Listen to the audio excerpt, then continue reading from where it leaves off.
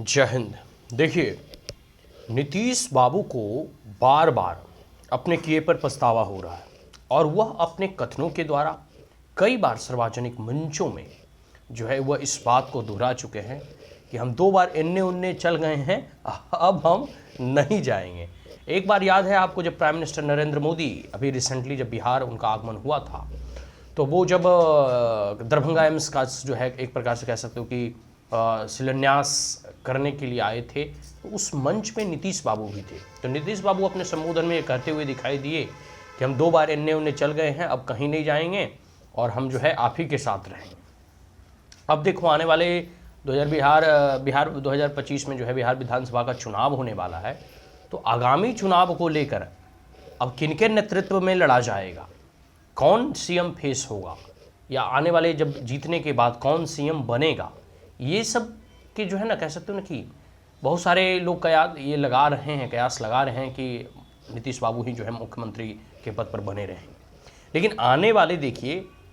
कितने वर्षों से लगातार बीजेपी उनका समर्थन करते आ रही है और उनको यह भय सता रहा है कि हो ना सके कि बीजेपी जो है इस बार अकेले चुनाव मैदान में लड़े। क्योंकि पॉपुलरिटी जो ग्राफ है नीतीश बाबू का, वो ग्रेजुअली डिक्रीज हुआ है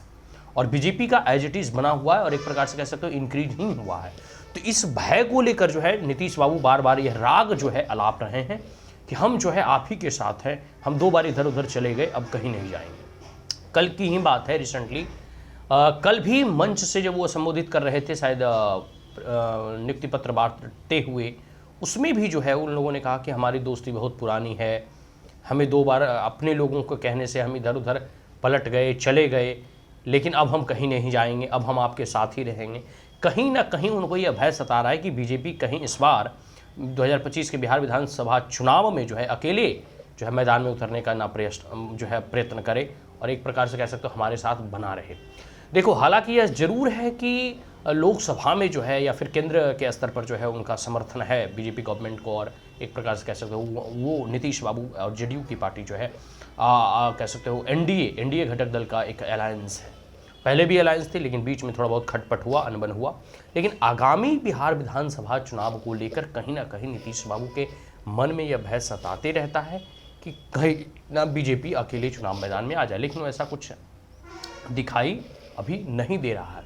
आने वाले देखिए समय में किस प्रकार से बीजेपी रुख लेती है और किस प्रकार से, अभी तो यथास्थिति सरकार की बनी हुई है, मतलब सरकार जैसी भी है वो सही रूप से और सुचारू रूप से चल रही है। तो ऐसी परिकल्पना है और ऐसी आशा भी है कि सरकार चलती रहेगी और किसी भी प्रकार का भविष्य में अनबन नहीं होगा और चुनाव जो है एक साथ ही लड़े जाएंगे। सीट कितने आते हैं इस अनुसार के बाद, मतलब परिणाम के आने के बाद हम फिर उस अनुसार से हम लोग कह सकते हो कि बीजेपी जो है या फिर पूरे के पूरे एनडीए घटक दल के लोग यह निर्धारित करेंगे कि मुख्यमंत्री कौन बनेगा। मेरी ऐसी परिकल्पना है और मेरी ऐसी जो है आशाएं हैं कि और संभावनाएं हैं कि ऐसा हो सकता है। लेकिन फिर देखिए आगे क्या होता है, इसके बारे में हम बाद में विश्लेषण करेंगे। लेकिन नीतीश बाबू बार बार दोहरा रहे हैं और अपने किए पर पछता भी रहे।